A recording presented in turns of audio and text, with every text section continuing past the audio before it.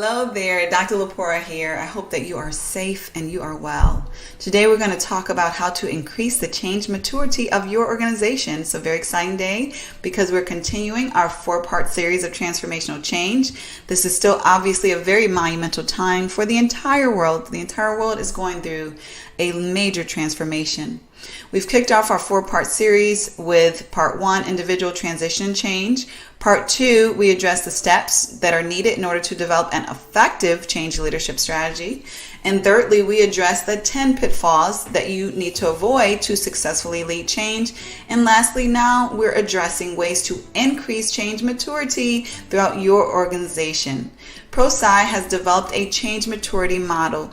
This model illustrates what change maturity looks like at various levels. There are structural efforts that an organization should make to increase the organization's change maturity level. These are evidenced on a high level in this change maturity model that has been developed by ProSci. However, today we're going to talk about those foundational changes that will make such structural change maturity possible. So for one, if your organization wants to increase its change maturity, you should first focus on building a culture of continuous learning. Now, how do you do that?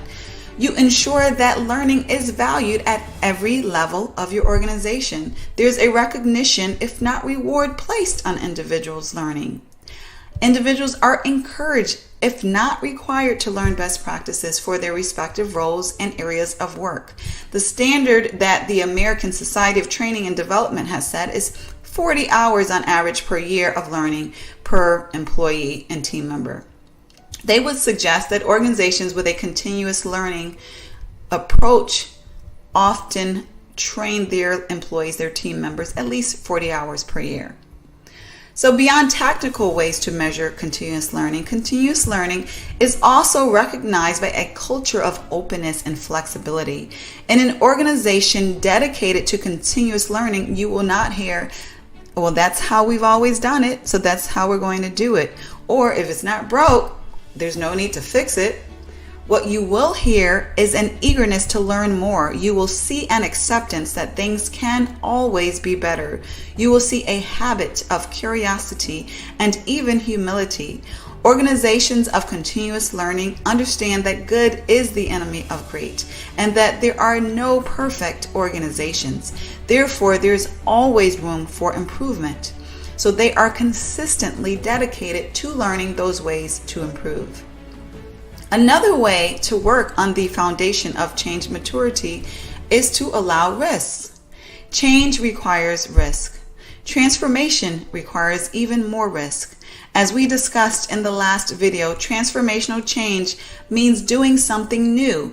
When we do something new, we are facing the unknown, a lack of predictability. If healthy and calculated risk is discouraged in your organization, then so is change. You cannot make a change happen without taking risk.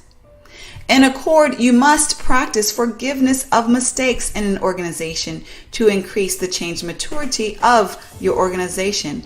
If your organization is not forgiving of mistakes, then your employees will be sure to do things as they have always done them. They will not take the risk because it will not be worth it for them. They will not veer outside of the safe and predictable rails that have been placed, and therefore they will shun change. When your organization is forgiving of mistakes, then your organization's members and staff will be more comfortable to take risks that they believe are in the best interest of the organization. And lastly, the next way to increase change maturity is to educate your organization regarding how transformational change efforts should be managed and led effectively. Sure, there are differences in change efforts. However, there are rigorous practices and methodologies that should be followed. There are components of change management that should be understood at every level of your organization. What your individual contributor needs to know may be different on a level from what your change agent needs to know, which is different from what your CEO needs to know. However, there is change education that is needed on every level.